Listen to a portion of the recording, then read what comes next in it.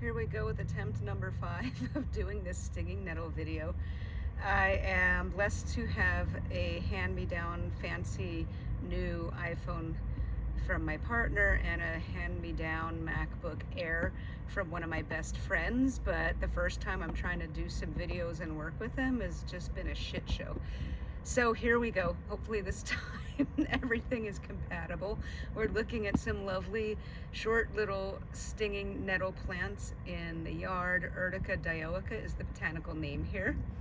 So the characteristic opposite leaves, pretty deeply veined with deeply serrated edges, a lovely plant. This one here, I can't tell if it's in flower or in seed without my glasses on. But this one's kind of past its prime for eating.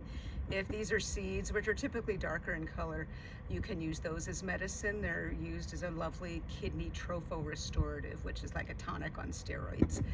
You can see some nettles hanging out there next to my neighbor's house that abuts the garden. So the leaves are a delicious food. They're extremely nutritious, way better than anything you would get at the grocery store.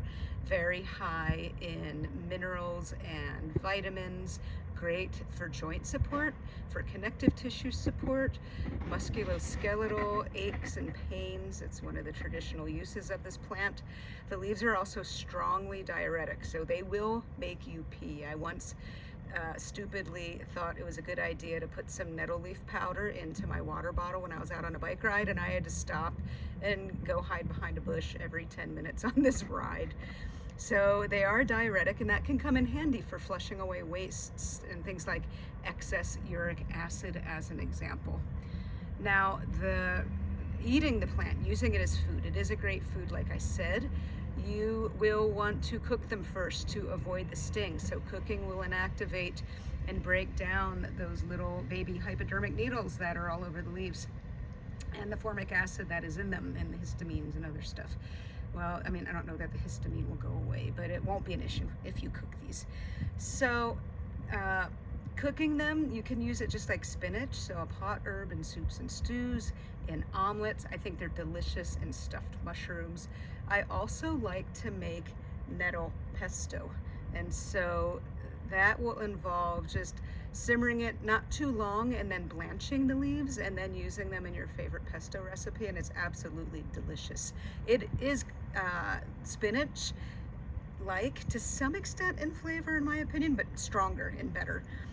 Now, the root is also used. It's traditionally used for prostate support in BPH, benign prostate hypertrophy, which happens in essentially all men. As they hit a certain age, their prostate starts to swell.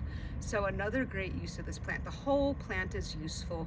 It actually is a beautiful addition in the garden. Mine's a little swamped here with overgrown columbines that are dying back and overgrown daylilies. So I need to clear this out a little bit, but it actually is quite a pretty plant. Obviously you want to put it out of the way where you or guests or children are not going to face plant into it and get stung. It's pretty painful. It likes some shade, but it will tolerate some sun as well.